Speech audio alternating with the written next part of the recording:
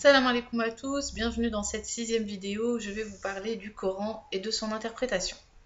Alors, le Coran, tout le monde le sait, c'est le texte qui a été révélé au prophète sallallahu alayhi wa sallam sur une période de 23 ans et puis qui a été compilé pour devenir le livre que l'on connaît tous à l'heure actuelle, voilà, qui reflète exactement le texte tel qu'il a été révélé. Ce Coran dispose de plusieurs niveaux d'interprétation.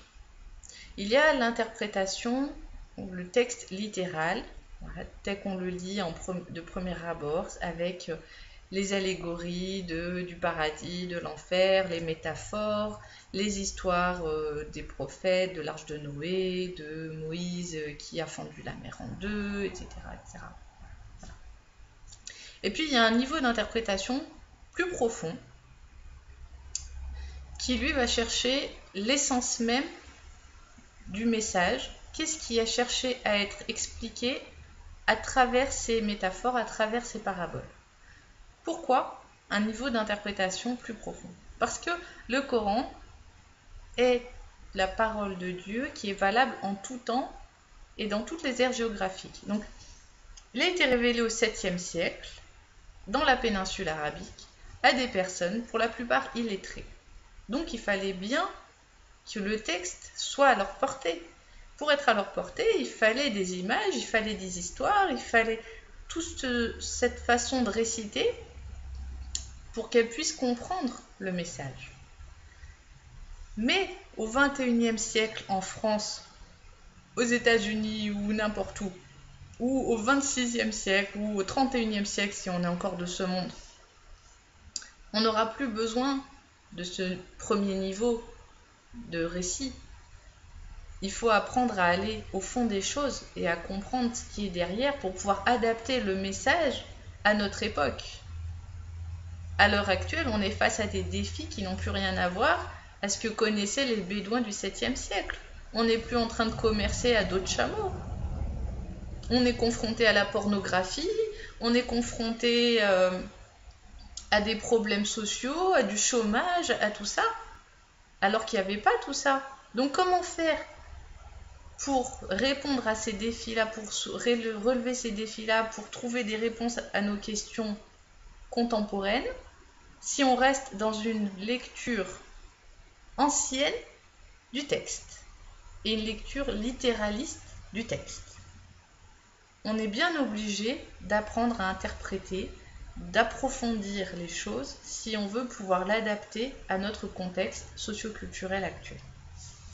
Alors, beaucoup de personnes vont dire « Oui, mais il y a déjà des savants qui ont interprété les choses et du coup, qui font des fatwas parce qu'ils se basent sur le Coran et puis sur la deuxième source de l'islam qui est la sunna, c'est-à-dire la vie du prophète et son comportement. »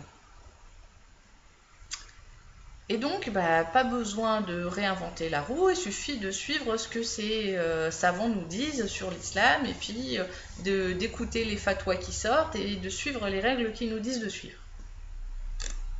Oui, une mentalité de mouton. Voilà. C'est à cause de ça que l'islam n'évolue plus.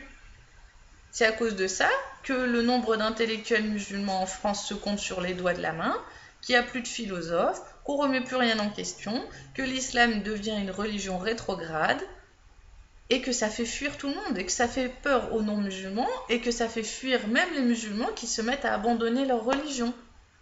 Parce qu'on n'ose pas réfléchir par soi-même.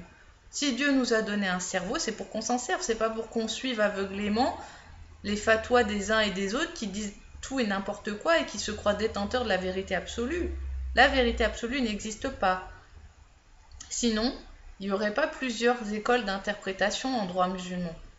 Il existe 4 écoles de droit musulman. Les Shafi'ites, les Malikites, les Hanbalites et les Hanafites. Pourquoi ? Parce qu'il y a plusieurs interprétations possibles des textes. Même les compagnons du prophète n'étaient pas toujours d'accord entre eux et n'étaient même pas toujours d'accord avec le prophète dans certaines situations. Alors pourquoi nous, on devrait tous pratiquer de la même manière et avoir tous la même vision des choses? C'est pas normal.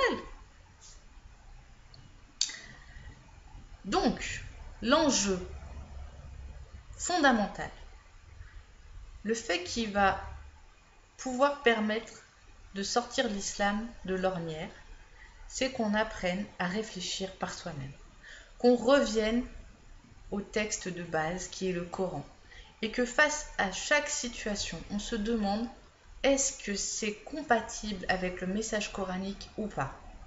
On arrêtera comme ça de suivre des gens qui sont capables de dire qu'un homme a le droit de battre sa femme. Parce que dans le Coran, c'est pas écrit comme ça.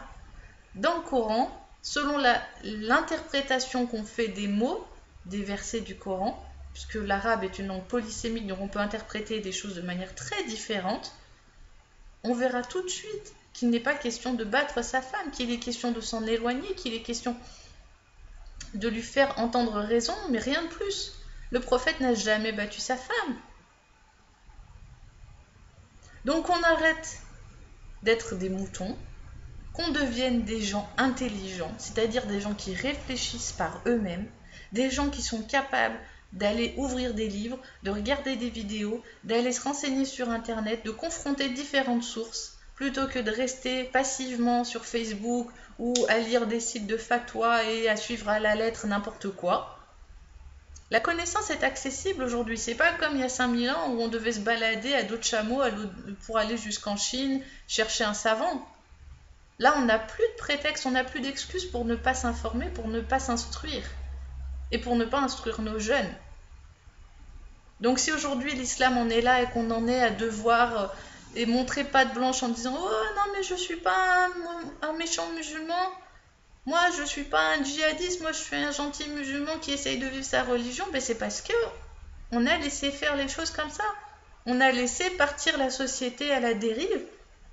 On a laissé les jeunes sans aucune instruction spirituelle. Donc à nous de montrer l'exemple, à nous de nous instruire sur notre religion, à nous de réfléchir par nous-mêmes et de se demander qu'est-ce qui est juste et qu'est-ce qui ne l'est pas. Est-ce que c'est juste qu'on lapide une femme parce qu'elle a trompé son mari? Est-ce que ça va dans l'esprit du Coran? Non. Donc, les règles qui ont pu être édictées par certains savants, par certains jurisconsultes, il y a des dizaines d'années, il y a des centaines d'années, étaient valables à une époque donnée, dans un temps donné, pour une ère géographique donnée, pour une société donnée. Les règles d'aujourd'hui, c'est à chacun de se créer sa propre éthique de conduite. C'est à chacun de s'instruire sur l'islam, de lire le Coran, pas de manière superficielle, mais d'essayer de réfléchir dessus, ne serait-ce que si on médite sur un seul verset par jour. Ça nous fera avancer tous. C'est un enjeu majeur aujourd'hui. On se rend compte que de plus en plus de gens deviennent islamophobes parce qu'on a laissé s'installer une mauvaise vision de l'islam. On a laissé s'installer des personnes, des imams, des personnes qui véhiculent une mauvaise image de l'islam par leur discours antisémites, par leur discours sexistes, par leur discours parfois même racistes, par leur discours rétrograde. L'islam est devenu une religion rétrograde alors que c'était une religion de la modernité il y a de cela quelques siècles en arrière. Et ça, c'est de notre responsabilité. C'est nous qui avons laissé faire ça, c'est nos parents qui ont laissé faire ça, c'est nos grands-parents qui ont laissé faire ça. Donc maintenant, c'est à nous de redresser la barre. Si on ne veut pas que dans quelques années, tous les musulmans se soient entretués parce qu'ils pensaient avoir chacun la vérité dans leur coin, à nous de nous retrousser les manches, de nous instruire, de réfléchir par nous-mêmes avec nos cerveaux et d'arrêter d'être des moutons. Voilà, donc je vous laisse sur cette 6e vidéo et je vous dis à bientôt pour la suite.